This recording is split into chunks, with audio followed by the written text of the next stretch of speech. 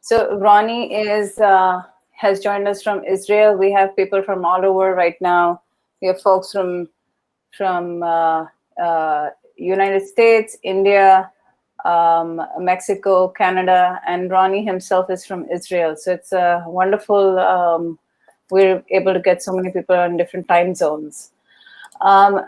Just a little bit about Roni Maislish. Roni has been focusing on emotional aspect of obesity since 2005. He recognized that overweight patients often deal with emotional eating, which causes them to fail in their attempts to lose weight. Since 2007, he has worked as an emotional eating therapist. He is deeply motivated and he's deeply involved in education, prevention roles in schools, clinics, and anywhere else he can make a difference. We will be muting all the participants on this platform, and only Roni will be talking, and myself.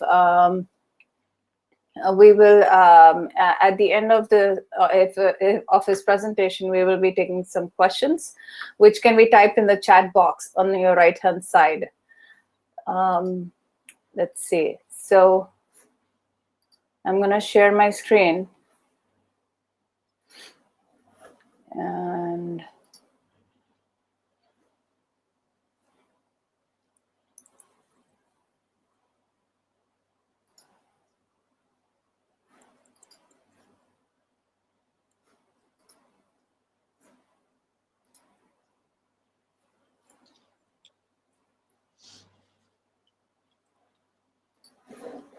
okay.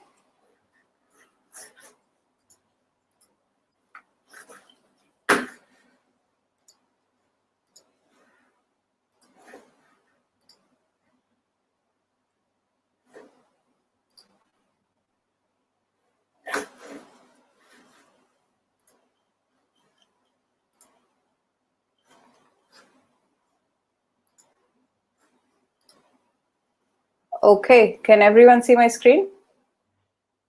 I cannot, Alpita. I'm still not seeing the presentation.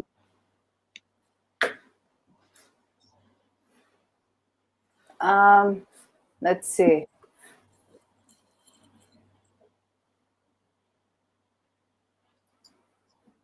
Yeah. You can see it? Yeah. I can see the presentation. Okay, perfect. I'll just put it on slideshow. And so can I control the presentation, or I need you to move it forward? No, you'll need to let me know when to move it forward, or I can move it as you're done with your slide, if that's all right, Alpita. Okay, perfect. So tell me, when can I start? You go right ahead. It's all yours. All right. So thank you very much, Alpita, for having me here this noontime in the Eastern Coast, and here in Israel it's 7 p.m. already, and in India it's very late now, I think. I'm very excited to share my experience, my journey actually, as a professional in the last 15 years. So we will use this like an hour or a little bit more to really to go deep to few points, to few aspect of the emotional aspect of overweight and obesity. So first I will share you my private journey, trying to deal with my emotional issues, with my relationship with food and eating. Then we will go a little bit to the presentation, and then we will have some times to have some question and answering. So I want to share with you my journey, my spiritual journey, because I think it's a journey that make me a therapist. It's helped me to understand my very deeper issue with my relationship with food and eating. I was a fat child trying to deal with a lot of emotional in my house.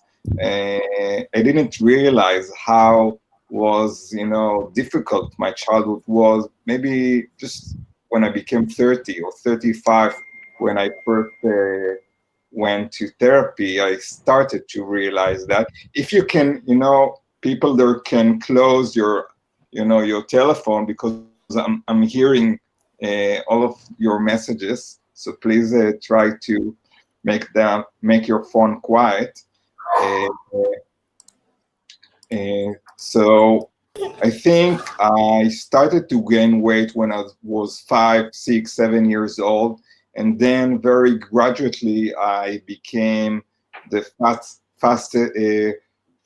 child in the class, and fattest child in the maybe in the whole school. And I went. I think the first time I decided to do a diet was when I was like 13, 14 years old.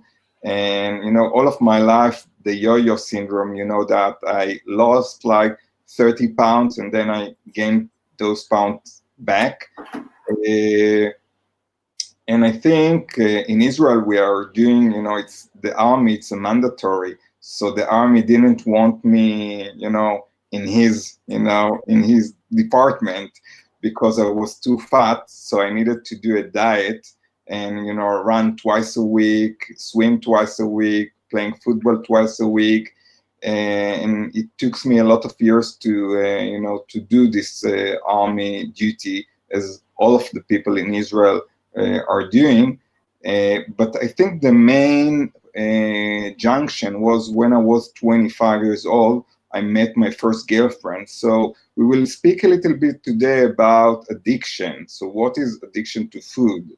And what's the difference between being addicted to food, to addicted to alcohol, drugs, shopping, gambling, all sort of addicted behavior. So I was addicted to my first girlfriend. So try to imagine what is the meaning of, being addicted to a person that you feel inside of you, that you so hungry to this person. You so feeling this needy energy in you. And, after a lot of years, not a lot of years, but after 4 years of I can call it not that easy relationship, we somehow separated. And the day we separated, now I'm not seeing my presentation again. The day we separated, maybe you can say I was part of me awake to trying to be more with my emotional, being more with my sensation, more with maybe my memories. So very gradually after I left my first girlfriend, I started to travel, around the world. I also been 5 times in India. I changed my profession to social worker. Before that, I was working in the business and marketing industry in Israel. And very, very gradually, I lost also from my weight. So sometimes I'm having like a protocol, like if you want to lose 2 pounds, you need to lose 2 pounds in an emotion, or in a memory, or in an unfinished business. So when I succeed doing my spiritual work, my psychology work, I succeed also to lose weight. I very, gradually succeeded to lose weight.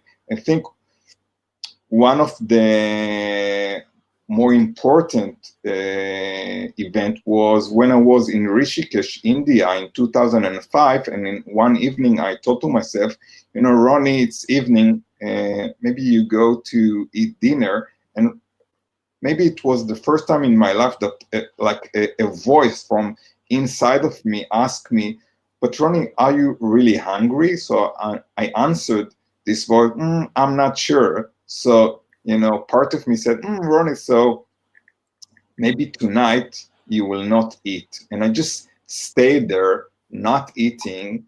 And I think that was it was already 6 years after I started to do my work. I think that was the first sign that I went back to be in touch with my body mind. I went to be in touch with my natural, hunger mechanism, you can say. And from then, I, started to study social work, went to do my master doing psychotherapy, but I never imagined that I will, like, as a therapist, I would become a therapist for emotional eating, for the emotional aspect of overweight and obesity. I never imagined that. And around 2006, I joined a unit inside a hospital in Israel that deal with all of that.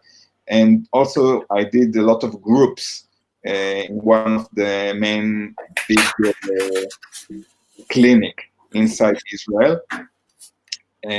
But I think what was the most important that in 2007, Alpita, everybody can hear me? Yes, everyone can hear you.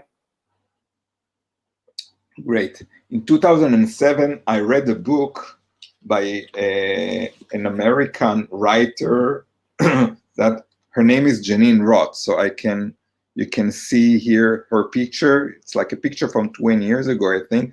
But this is the beloved woman that became later my teacher. And I read her book, When Food is Love. And when I started to read this book, I felt like it's not like I can understand Janine Roth. Like maybe she can understand me without, even know me. So a year later in 2008, I flew to San Francisco and I participated in a retreat, 6 days retreat. And I did there a very, very important work with myself. It wasn't like a retreat for therapists. It was, everybody could join this retreat. But when I came back to Israel, I really decided that this is my mission in life. I want to work with people, more obese, less obese, it doesn't matter, women, men, children, everyone, parents, of course. And since then, since 2008, I have my clinic in Israel. Sometimes I'm teaching in schools, in college, and doing supervision for therapists. And around 2012, this is like a next step for me, and we will later in one of the slides we will speak about that. I switch my supervision to a psychologist that she is came from the self-psychology paradigm. So I'm not sure if you heard about self-psychology in court, but the most important, you can say, a term in this paradigm is empathy. So empathy, it's not sympathy, and empathy, it's not even compassion. So what is the meaning of being empathy to our clients, to people in general? So I will later on share with you a little bit about this paradigm, but it helped me to work different with my patient, being more alongside with them, less work with them on helping them to be more mindful and helping them to be more aware, but trying to be, very, very close to them and walk in their shoes. So we will speak about that in a moment. So I'm going now to the presentation. Alpita, go one ahead in my slides.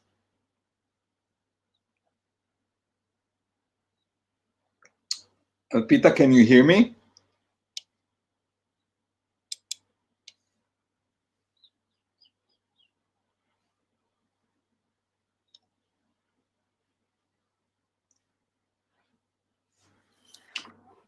Alpita? Yeah, I can hear you. I'm here. Can you move one slide ahead? Yes, 1 second. Yeah. Thanks.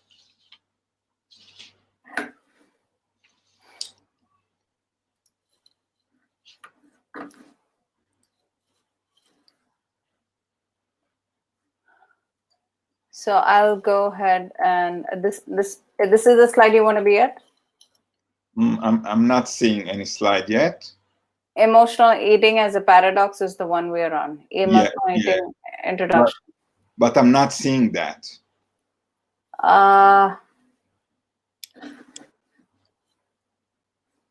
Tushar, why is he not able to see it?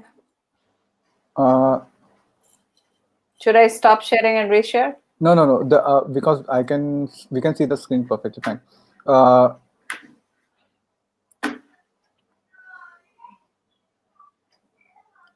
Hello, Dr. Roni. Can you just minimize your screen and just try it?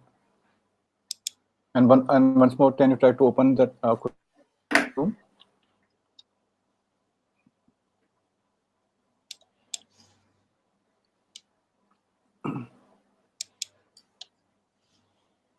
No, I'm not seeing that. Sorry. Let me reopen this presentation, so that might help. Yeah, just give me 1 second. Why are you doing that? He can't see the. Now, can you see it? No, not yet. What do you see, Dr. Roni? Just a gray window, and on the right side, yeah, now I can see, but it's very small. Can you make it, larger? Yeah. Thanks. Okay, great. So we'll go to this slide. Yeah, but yeah, exactly, and go to the third slide. Right. Okay. One more. Okay. Yeah, exactly. Thank you.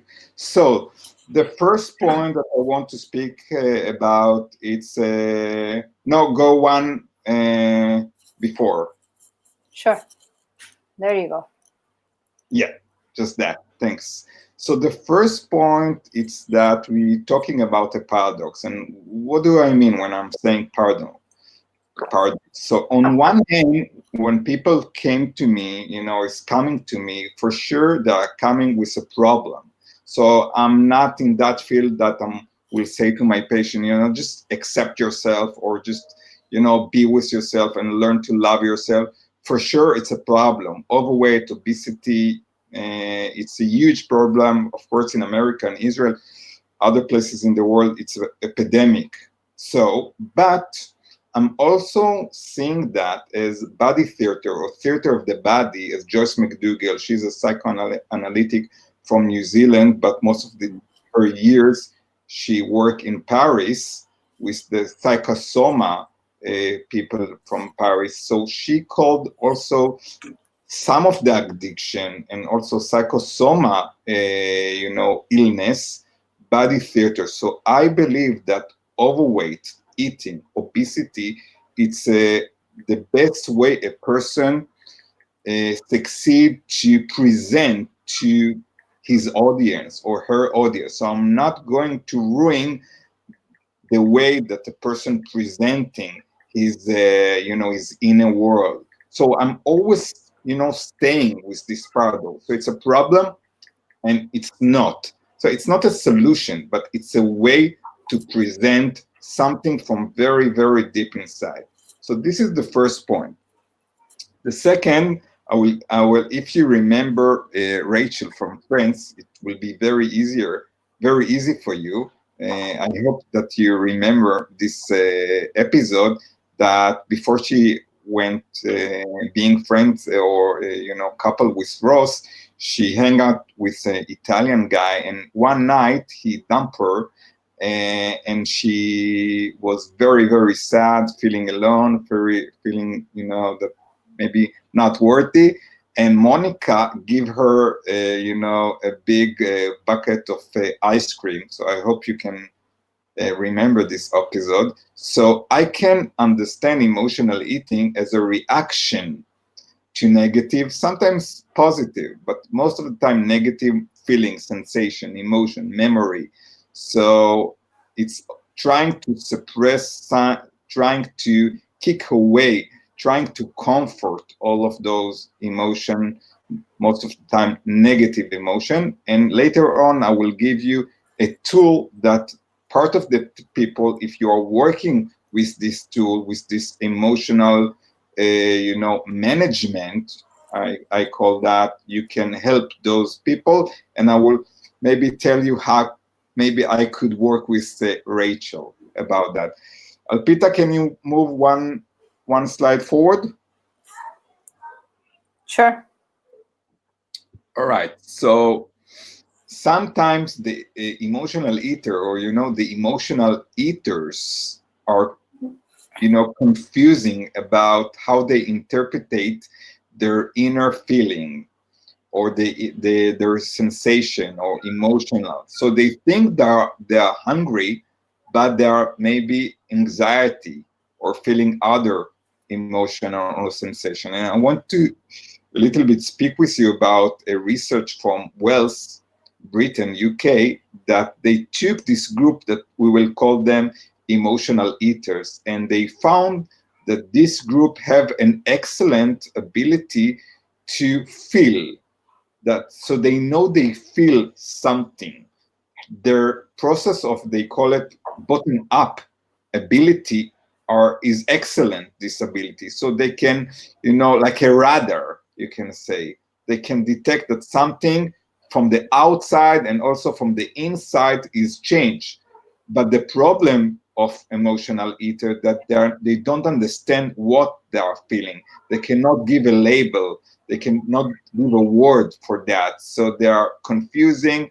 They are not, believing themselves.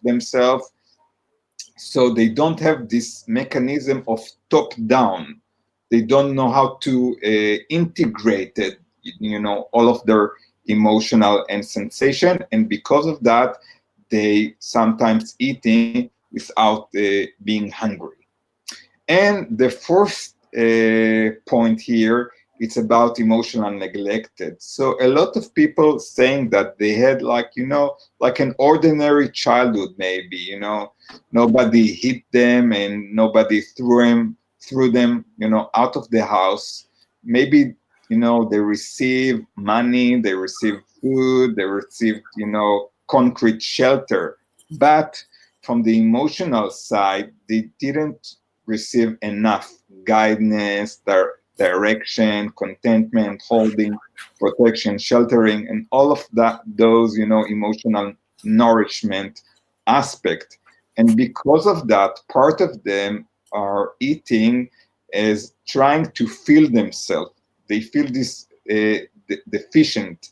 They feeling that it's like, it's a hole inside of them, and most of the time, they don't realize why they're feeling those kind of emotion, like wholeness or nothingness or emptiness, all those of feelings. So with this group of emotional eating that coming from emotional neglected, it's very hard to work with them, because it will, for us as a therapist, it will be very hard to detect, what was missing, what was, it's very, very tiny, delicate area to understand what really they went through, and how their self, or the growing of the self, was damaged. All right, Alpita, you can move one slide ahead.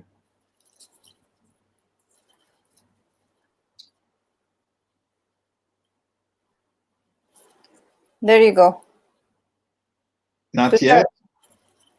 The main questions in my work. Yeah, I'm not seeing this slide yet. Sorry.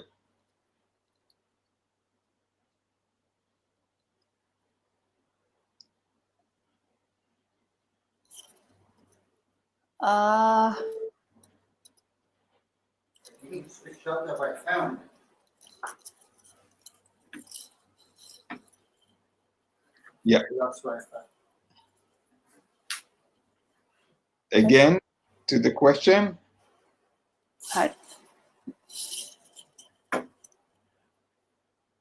Okay. No, I'm not seeing that now. Sorry. Okay, the main questions in my work. Yeah, I'm not seeing that yet. Sorry. Dr. Roni, can you do you have messages open on your right?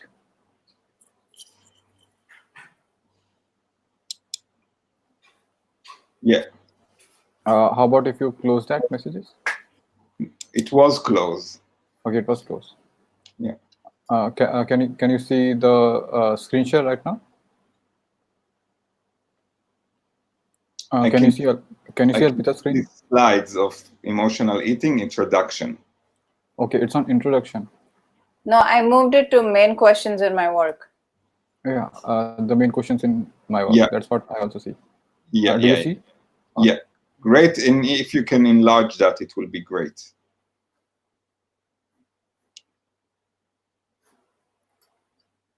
Alpita slideshow. Slideshow. Yeah. Just press the play button at that point. Thank you. So the most three important question in my work for sure is for what our patient are really hungry for. So they're hungry for quiet, security, defense, protection, empathic environment. We will speak about self-psychology and the person who lead this paradigm caught. I will speak with you a little bit about this case of Bismarck and his doctor, but actually the most important thing here is the phrase about emotional starvation or emotional hunger by Michael Eigen, a psychoanalytic from New York. So I will just speak with you, tell you a little bit about Bismarck and his doctor. Bismarck was, I think, the first prime minister of Chancellor, I think, of Germany in the 19th century, and he was suffering from insomnia, and he was also overweight. And in one particular night, his doctor, the name of the doctor was Schwenninger, told him, tonight, Bismarck, you're going to sleep and I will come to your house. And actually what he did, this doctor, this very, very empathic doctor, he told Bismarck that he will see him right in the morning, so that he will not be afraid of, going to sleep, and that the doctor will stay with him all through the night. And he also give him his hand like a baby, you can say, and also wrapped him with a warm towel. And actually from this night, Bismarck succeeded to lose weight because he really felt that this self-object doctor, this very, very empathic doctor, Schwenninger, was really very interesting and was very, very, Bismarck felt that he was very important to this doctor. And I will speak with you later about self-psychology, and you can learn more about how to work with, this paradigm.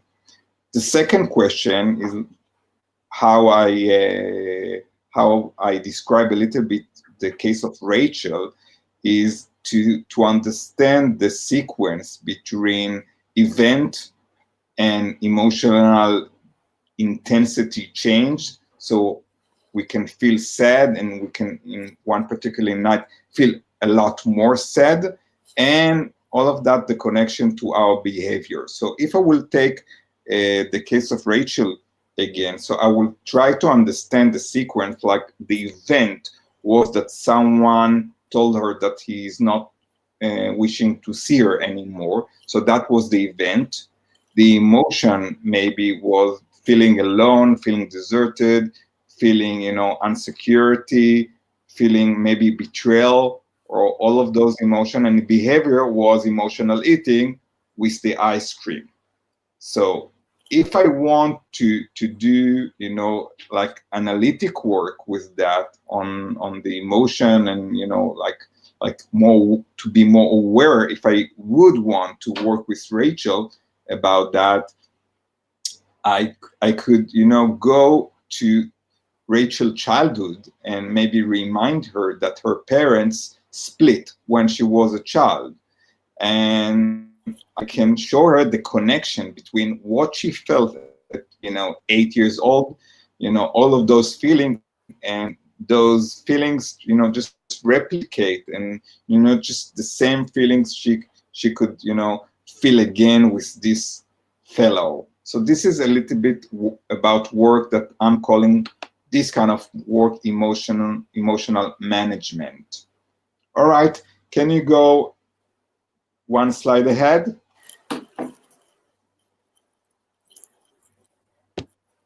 There, I Thank changed you. it. Yeah. So the third question is, what is the connection between our relationship with food and eating and other relationship with finance, time, profession, partner, God? I'm trying to, if I'm taking, theme, like let's say, the theme of choosing. So I want to see, and sometimes I'm doing that in a group, but I can work with people one-on-one, asking them to bring food to their, session. So I want to see the difference and the similarity between their patterns of choosing, between how they choose in relationship with food and how they choose with other relationship, and trying to see if it's similar or it's opposite, and maybe tell them to make some changes with their other relationship. Let's take the money. So if they are choosing very fast their food from the buffet, but they choose very slowly how to spend their money. So I'm asking them, maybe this week, maybe go a little bit easy with you with your money's issue. Just be less with control attitude this week, and see if you can take this control attitude to your relationship with food and eating. So maybe in another opportunity, we could do also work with food, and you can also, exercise and examine yourself and try to work with your patient with this technique that I'm calling that mindfulness meal. All right, Alpita, you can move another slide ahead. Sure. All right. So one more very important question in my work, it's it's about actually the emotional role of the fat. We seldom, I think that fat have a role, and emotional role.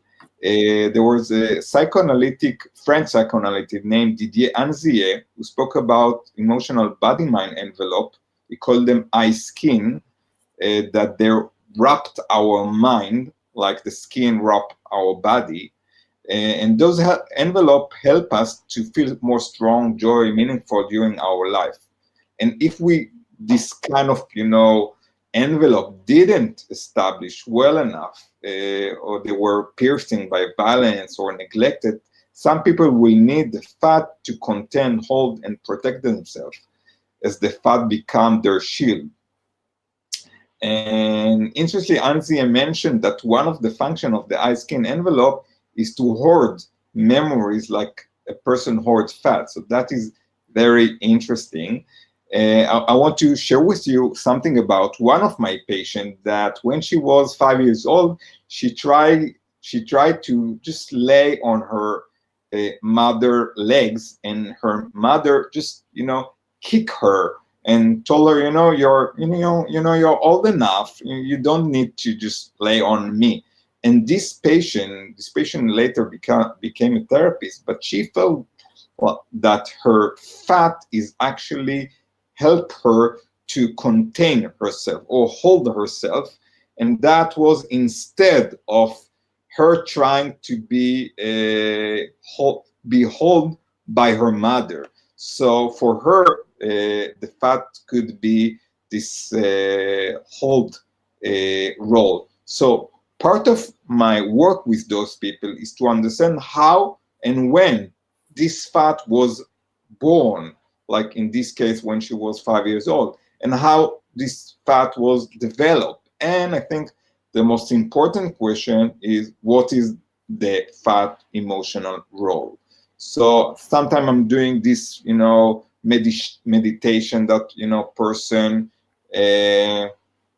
trying to meditate and find, when the fat was born and how it, established and developed, and actually how, what is its role. I found a lot of times that people feel that the role of the fat is that if they're feeling in their life that they are, progressing too fast, so sometimes they will gain weight to, take them to a more slower rhythm, because they maybe in their inner feeling, they feel that they are running too fast. So this is one particular role of the fast. Maybe if we will have time, we will go deeper to this example. All right, Alpita, you can move one slide ahead. Sure.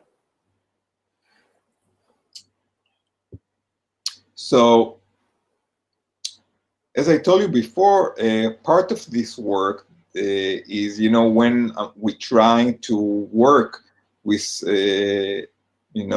many different of, overweight and obese people, we trying to make a sequence between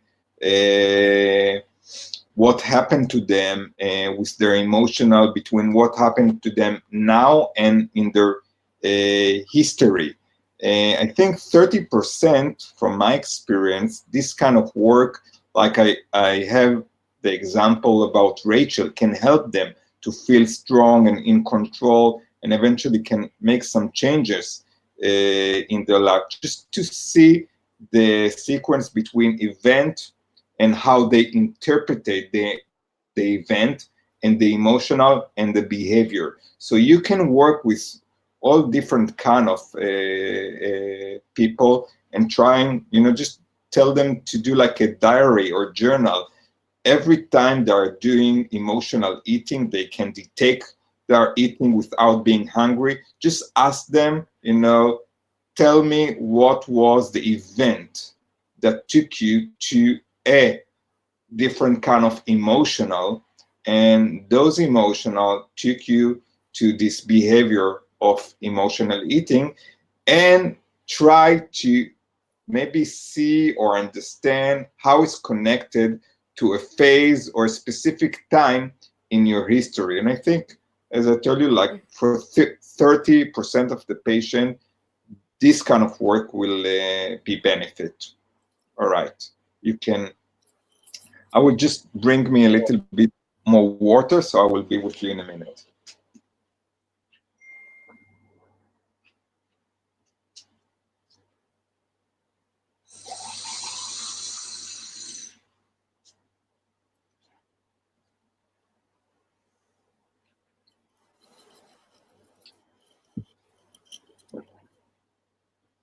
So I want to explain you this drawing, and we are entering this paradigm that I'm working with, this paradigm from 2012. So the father of cell psychology name is Kurt. This is the picture of Kurt, and his third book is How Does the Analyst Cure? All right.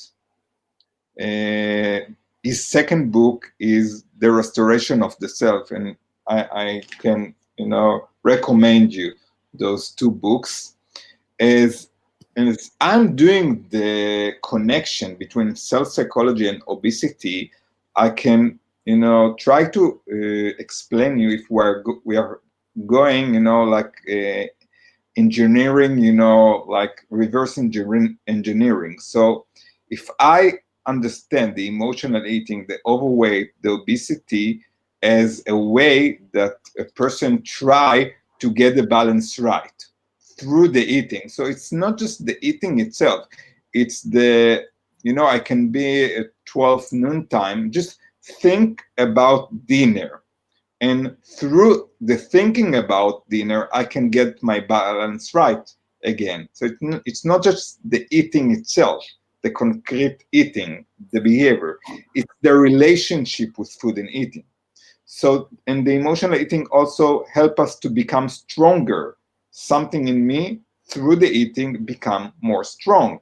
It can, help me to flow my parts, my inner parts. It can help me to integrate it myself. So if I'm, through food, succeed getting the balance right, so it's meaning that previous to that, I was, out of my balance.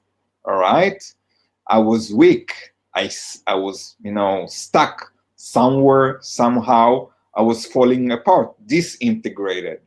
So my work is on this area, the self area. So I draw these arrows because like every day we are like, being attacked, but it can be very, very, very tiny, hit on us. One of a caught patient told him that Friday evening he came back with the train to Chicago, and his wife didn't wait for him in the station, in the train station.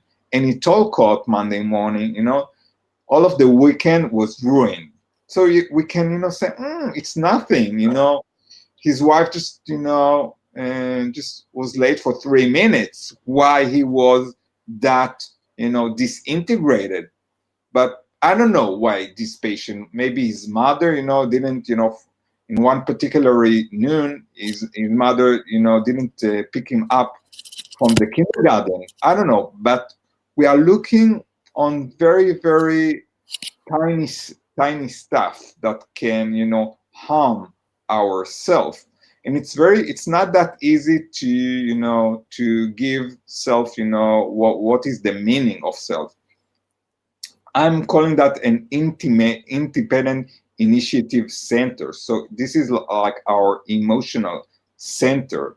And Kurt was speaking that the three main area in the self is ambition. It's like this feeling that something from inside of me kick out of me, like make me like doing stuff, like a restart from my very inside of me, from my maybe nuclear. So if you sometimes taking train, so sometimes in Israel the locomotor, it's from the from the behind. So it's like a feeling that someone is pushing you from the behind or from inside of you. And Kot thought that to gaining this ambition area, it's very connected to the ability of the mother to do mirroring. So mirroring, it's to look through or from inside of the baby, and for a therapist to look from the inside of our patient.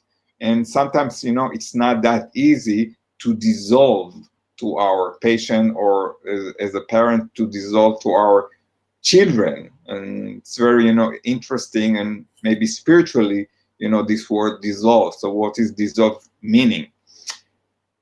The second area is ideals. So what is our ideals? What is our direction? What are our values? And Code believed that this area is very dependent on our ability to be part of something or someone that is bigger than us. It can be a person, it can be an idea, it can be our occupation, our office. It can be a lot of stuff, but for all of us it's very important to have this kind of feeling that we are part of something that is bigger than us, and this this something is something good. So if we are inside of this something or someone, so we are good. And the third area is about talented and abilities. And Kot, also called this area twinship and alikeness. And he thought that if we are in our time, in our childhood, but maybe later, we are close to people that we are feeling that we are very in a similarity with them, so that area can help us to develop our talented and ability. So the achievement of therapy in this paradigm, it's not about awareness, it's about being strong, being quiet in our nuclear self, and being more with enjoyment in our life. It doesn't saying that we are always just happy, but it's more about being just feeling that we have our life where like Winnicott said, we are living with our true self inside of us, and we know where we are coming from, and we know where we're going. So I want to go to the next slide and try to talk about that more in theoretical side. So it's about more to establish a healing relationship between the therapist and the patient, and this process will help to restart the emotional body mind growing process, which is stuck maybe for years. And the therapist will need to respond very, very, very accurate to the need that would arise. Sometimes it will take, very soon, maybe in the first session, maybe in the second session, we can, start feeling this kind of very closeness to our patient, feeling, very that, the patient is needed, very need us, and sometimes it can take a few months to restart this process. And if the therapist will be empathic and be good enough, like Good Enough Mother of Winnicott, self-object, and the term self-object is like that I can like rent my ability to look into myself, my ability to introspect, so I can rent that to my patient. So I'm doing this retrospection for my patient, all right? So if I'm doing all of that, all right, so the healing process, which called the restoration of the self, would be started, and it will be based on the ability to understand my patient from the inside. I don't know if you're familiar with this phrase, walking in his shoes, or walking in my shoes. The people who like the Depeche Mode music, one of their favorite song is named Walking in My Shoes. So it's actually a song about like a cry for empathic self-object, as I understand this song. You can look on that song of Depeche Mode. And if so, the patient will feel much stronger if we will succeed being empathic, succeed walking in their shoes, and you feel more quiet and full of joy, and it would be less fragile, all right? Because he will be more strong, and because he would be less fragile, he will need much less emotional eating to calm himself. So if we go, maybe I can do back here, no. Or would you like to go to another slide?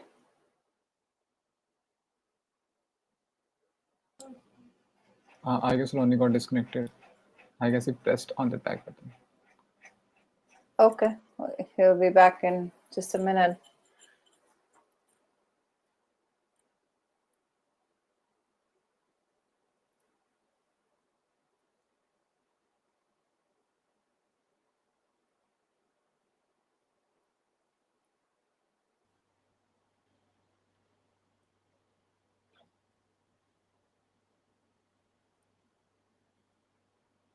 All right, can you see me all?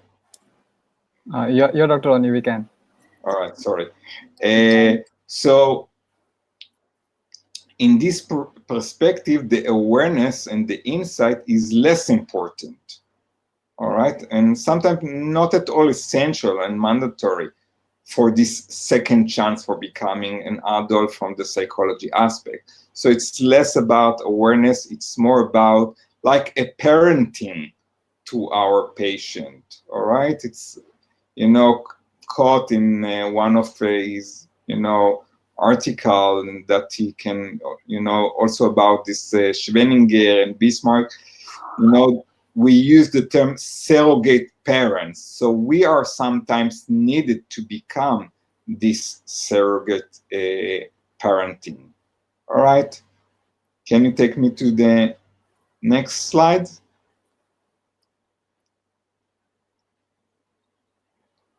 All right. So I talked about the emotional management. So this is to help the patient to doing a journal and to understand the connection between event in their life and the emotion that arise and the behavior of emotional eating. The emotional timeout, it's when a patient tell you that he's eating when he's not sure if he's hungry or he wants a second dish or all of that. You can tell him, you know, just take a 2 minutes timeout and just wait. And in this 2 minutes, just, you know, reflect on your memories, sensation, emotional, all of that thought. And after 2 minutes, just, you know, see and examine yourself. If you are hungry, just go and eat. If you want a second dish, just take it. But if you don't, you can, you know, maybe stop eating. Or if you don't know if you want to eat again, you can just take another 2 minutes of timeout. So I think for more than 50% of my patients, you know, this exercise can help them. For what the patient is really hungry for, this question, you can, you know, just ask your patient this question and wait for an answer. So there's not, you know, there's not a possibility that he could be wrong about his, you know, answer. But just continue and ask him maybe 20 times, 30 times, until he will go to a more deeper space and a deeper area and sometimes deeper, you know, answers. So maybe, you know, in the first time, if you ask him, you know, so what are you really hungry for? He said, I want a hamburger, I want a cheeseburger, I want a Coca-Cola. But maybe after 3 minutes, he will say, I'm hungry for a vacation. Or I'm hungry for my brother. Or I'm hungry for, you know, new professions. So just wait until the answer will become more deep. The mindfulness meal is, as I told you, it's working with the food itself and asking questions. And maybe next time we can do more about this time of exercise. And the emotional eating scale, it's sometimes you need to understand where your patient is on the scale. So you need to understand how much, you know, from his energy is going to this direction. So I had you know, like a patient that every Thursday evening she needed to eat, we call it in Israel pita. It's like a rounded bread with omelette, but it was like a ceremony because her grandmother, who died, make that pita every weekend. So after she died, she arranged herself this ceremony, and she needed to arrange that every Thursday night. So this is like an issue, but she wasn't that overweight, and you know, it didn't affect her, you know, so much. But for sure, it's an issue. But if I will take this patient and maybe 10 years later, she's a mother, and in this particular, you know, evening, she needs to go to the principal, you some meeting with the principal of the school of this child, and she's not about. It's more than an issue. She feels that she is have to eat this omelet, and she cannot resist her addicted tendency, and it's like it's more than ceremony. So with this particular patient, you can say she's very, very, very high in the scale about emotional eating. So you can take us to the next slide. Let's go another slide.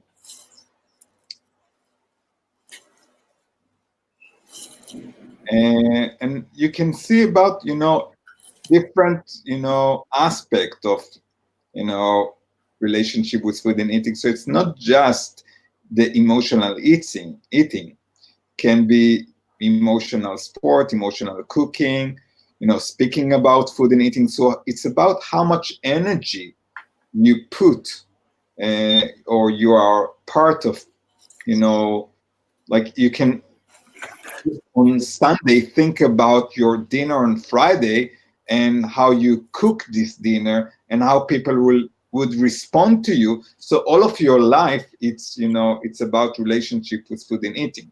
So we are talking about a more large scale with our patient. It's not just the concrete behavior of emotional eating.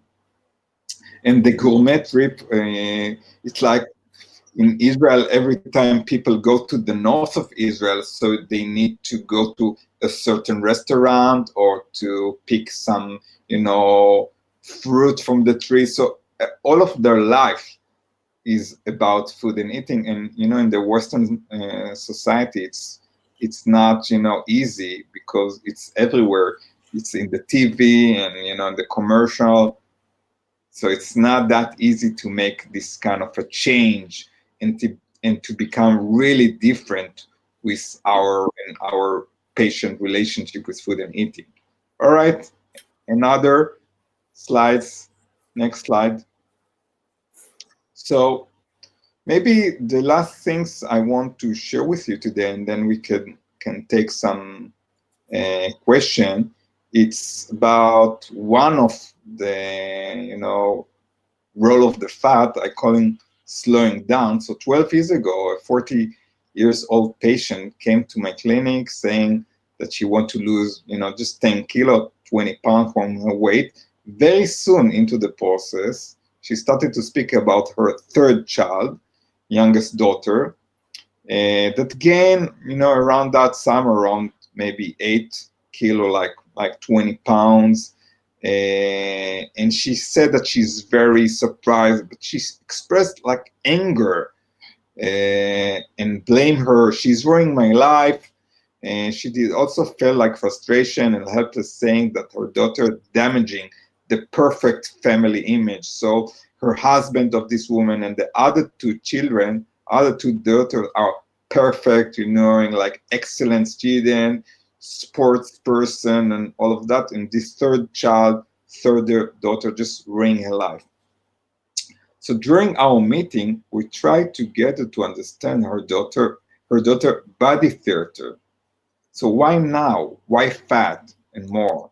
In one of the sessions, the mother admitted that before her daughter gained weight, she tried to signal distress about her not being capable to keep up with the family pace, speed, while the parents and her two older sisters seemed to her as perfect and undefeated in any subject she could have imagined. So it was like a competition, and this third daughter really felt that she will never win those sisters, and like she don't have any space with this family. So she started to gain weight to signal something to the family. As I understand, she wants her family to slow down. All right, Elpita, you can go to the next slide. So step by step, the mother told me about her childhood and told me that also she, like her daughter, was facing a perfect family. So also she came from a perfect family, but she, not like her daughter, understood that she will not be able to influence in any way upon her parents whatsoever. So she gave up on her, true self, Winnicott, and develop her false self by playing an accurate, perfect, and excellent daughter. As we continue our conversation, we work on the emotional ability of this mother, mainly being empathic to her daughter's emotional needs, so her child would not have to present those needs through her relationship with food and eating. As we progress very slowly and gradually, the daughter started to lose weight. So it's all about when the mother succeed to be with her feeling, with her history, with her unfinished business, and really understand that she, although she became a perfect child, really lost connection with her true self, and her child with her body theater through being overweight, trying to say something, trying to present something. And when she more and more understood that inside the therapy, something become different with this mother attitude, and the relationship slowly became a lot more better. So I'm stopping my presentation here because I want to see if you have something to ask me or to share with me about a patient of you. You can use the time also now to share a patient and maybe ask a question. Maybe I will have an answer. Sometimes I'm doing with my therapists that coming to me, a supervision meeting, or you want just to ask me question about my work or this presentation if you didn't understand some of the point that I was talking about. So, and Alpita, Yes. I will see the person that will ask me question or not. No, I will be actually just reading the questions from the chat. All right. So what we'll do is pin you, and so I'll stop sharing my slides, and we can just have a question answer session. All right, great. Tushar, is it okay for you to read the questions out if there are any? Actually, there are none as of now, which I see from the chat window. Anyone, if you have any questions, you can just post it onto the chat window. Right. So I myself had some very interesting thoughts about, you had mentioned about the how the third daughter actually was trying to meet this family image, and how the mother needed to be empathetic, the feeling of accepting her the way she is, and she needed to slow down. I think that's a wonderful example because very often we try to dump our own personalities on our kids, and in the process what happens is they try to eat emotionally and compensate for it, so there's a body gain, body weight. That's very interesting. So I was very intrigued with the entire presentation and a lot to learn. Yeah, it's like we can talk about that for weeks about this topic. It's very interesting, and it's very I think after the corona, I don't know what is the meaning after the corona, but in this phase a lot more people is eating from from emotional area, you can say, because the coronavirus, it's like a transition, it's a passage, and in every transition, we need more energy to go through this transition. So if we have tendency for emotional eating, so in this transition we will gain weight, all right, because we will need more energy to to go through this transition. And if we are become more anxiety or afraid, or because sometimes we are isolated, we have shut down, we sometimes feel alone, loneliness, so we will need the food as a comfort for all those you can say not that easy feelings. I think Elena is asking me a question. Yes, should I read it out? When the mother, she's a mother of an 11-year-old girl and has been anorexic and very self-conscious of her body image. Elena, you're asking about my example, or it's like another example? You're asking Elena, would you be able if to this clarify mother the that I was described was anorectic?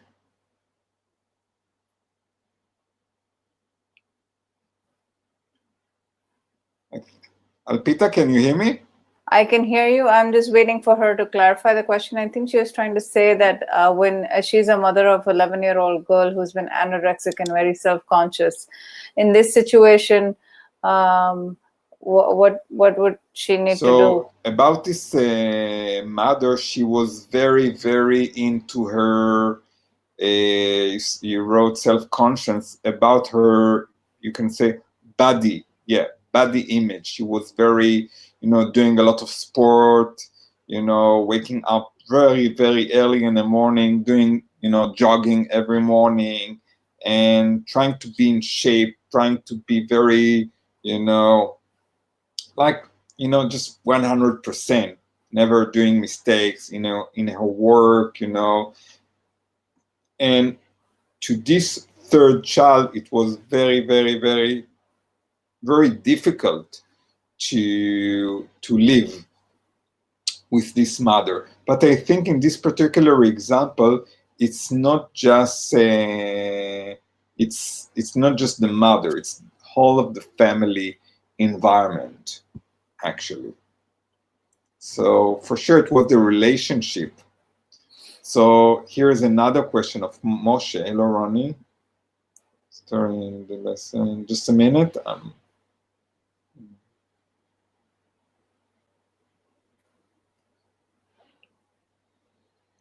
So Moshe says to us, thank you for sharing your story and the lessons you've learned as a therapist. One of my questions is, how do you know when a person... Alpita, can you hear me? Yes, I can hear you. Can you hear me? Alpita? Yes, I can hear you. Alpita cannot hear me. So I can hear you, Roni. I hope you all can hear me. So I will just read what Moshe told me. He's asking one of my question. Okay, so yeah, I cannot hear. Can you hear me now? I cannot hear. Yeah, Peter, we can hear you perfectly. All right. So Moshe is asking, one of my questions is, how do you know when a person obesity is genetic or related to other medical issue, or do you feel that most of the obesity is at its root is related to emotional eating? So very interesting question, because when I'm doing my meditation, I'm practicing Vipassana of Goenka. We are, as this is my perspective, we are all one. So there is not really a difference between our body and our mind. So I think in every patient that I met, there is a side of emotional aspect. For sure, there are patients that the genetic, the biomedical perspective is more dominant than the emotional. and the other people that the emotional aspect are more dominant. So, when I'm doing intake, I'm trying, because most of the people read something in my website, or they read something, or some of my colleagues told them about me, so they know that something in their emotional or in their history is trigger or conflicting to their relationship with food and eating. But for sure, as I see it, there's a lot of perspective to obesity, and my mission in life is just bring more light, bring more awareness to those areas, to the emotional, spiritual, psycho educational area. And I think you said something about medical issue. I think if we will do this kind of work, self-psychology, psychotherapy, so, even those patients that became overweight or became obesity, maybe we could help them with this psychotherapy, even if the more dominant reason is not emotional, if you follow me, Moshe.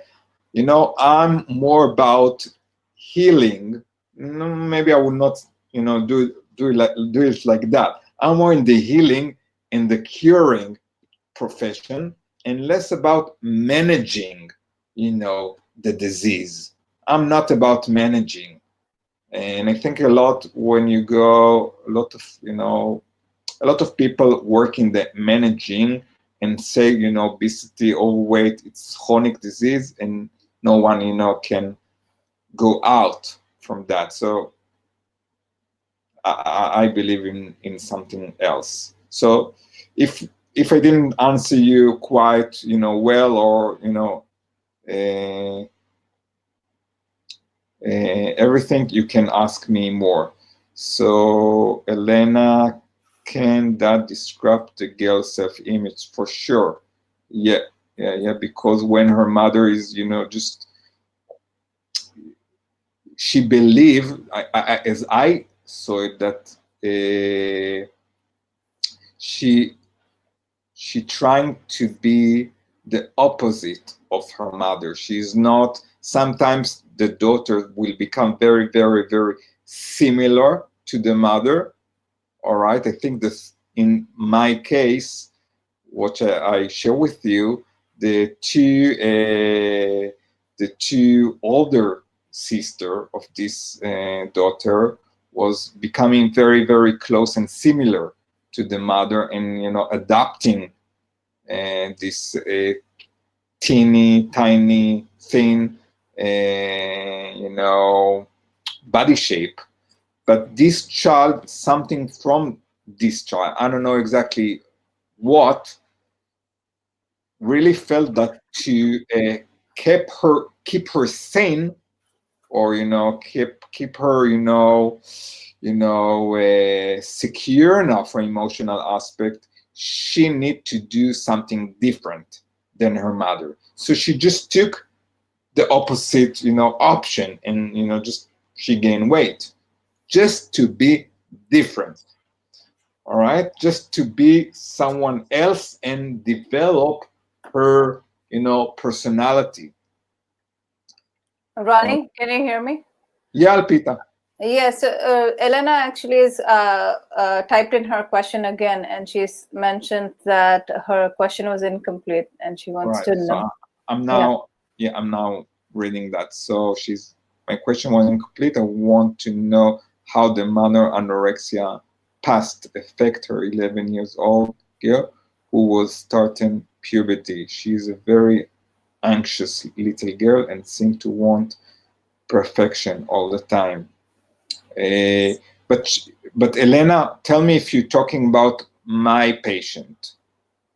Just write me yes or no, that I will be completely sure. Can Elena hear me? Yes.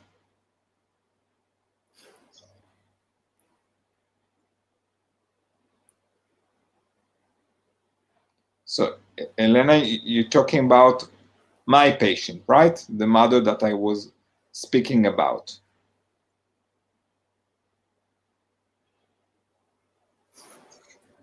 Or you're talking about your patient, Elena? Ah, she just, all right. You answered my question. All right, Elena. Yes, you're perfectly right, Elena, about this, being anxious. You're right. The child was very, very anxious that she is, like the scapegoat of this family. Elena and everyone, what is the meaning of being scapegoat of a family? It's very, very, very hard being in this role, and it's like shaming inside of your family. You're the fat, you're the chubby, you're the, you're not, you're not worthy. So sometimes, it's the body theater. Sometimes, it's all about depression. We can speak about, of, childhood depression, and so many, I have a patient that when he was 15 years old, because of this kind of a depression, he stopped going to the school for a year. He just stayed at their house. All right, and the parents was divorced, and he just he has two older brother, and he just stayed with his mother.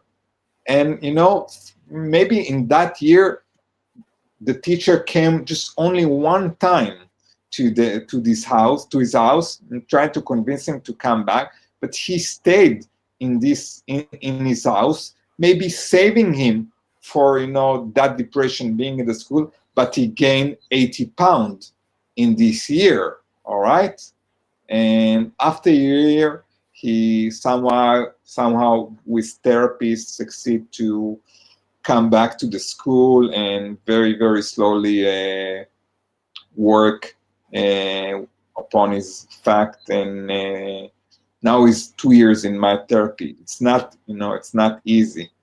All right, and there's a few more questions. Just a minute. In fact, has been gaining weight in a society where body image is very important. Brazil. Maybe Elena from Brazil? Yep, sounds like Elena has joined us from Brazil. All right, nice. Yes, I think in most of the country of Western society, the body image is very, very, very important. It's like, it's like a competition. Sometimes only, with the girls in high school, but sometimes it can be also for men. To be in good shape, to be, handsome, it's very, everybody need to be in their presenting atmosphere. So it's not easy to run away from all those of issue of obesity, body image, body self-esteem. All right, any more question? So Moshe is writing that made sense. Thank you for answering my question. One other question. I'm not sure if you answered this already with Elena question, or if you can answer from your view. Is someone with anorexia depriving themselves of food and emotional reason? The other extreme of emotional. Yes. So Moshe, my answer is yes. I'm calling those patients or people, emotional not eating. So it's the same, but yeah, it's on the other side of the scale.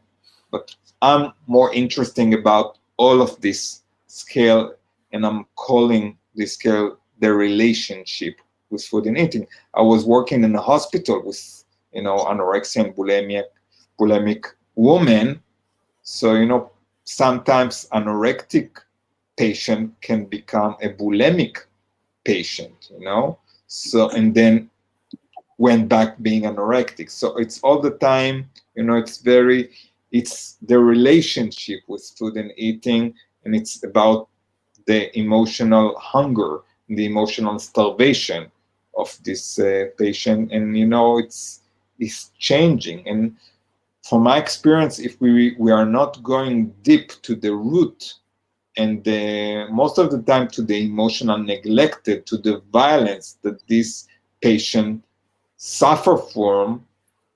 You know, when I was in hospital, we did an intake to a 50 years old anorectic woman, and she came with her mother. So can you imagine that picture? A patient coming, she's more than 50, came like a child with her mother, 75 years old mother. And like every time we ask this woman a question, you know, so what do you feel?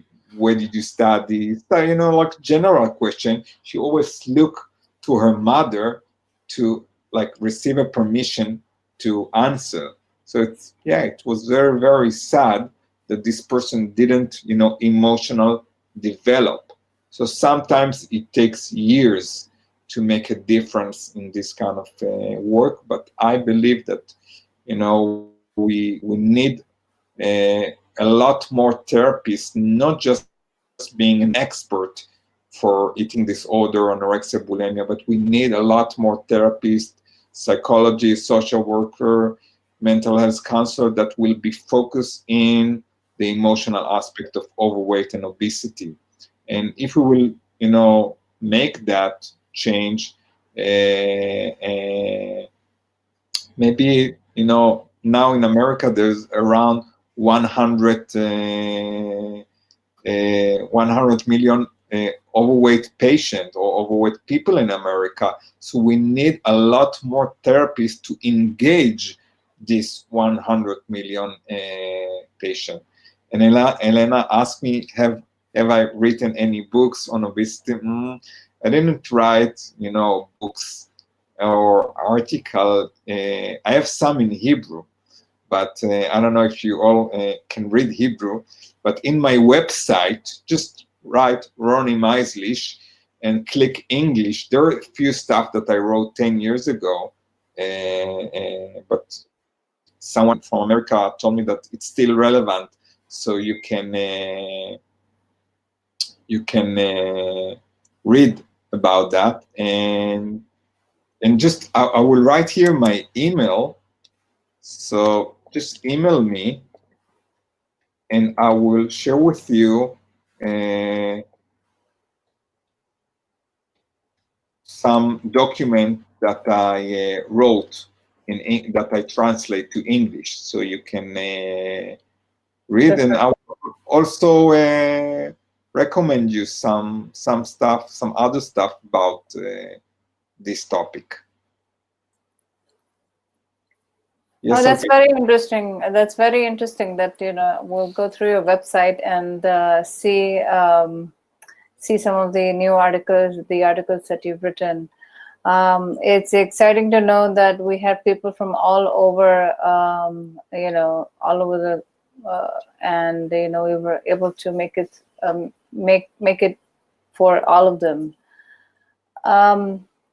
So does everyone has, Ronnie has put on his email address and contact information over there. So if anybody would like to reach out to him, you're welcome to reach out. So Ronnie, would you be having any follow-up seminars or like information specifically on certain topics? Is that something that you plan to do? Yeah, I think in the future we can arrange like a more long seminar, maybe like 3 or 4 different meeting, one upon different topics like emotional starvation. We can read a chapter from Michael Eigen book together.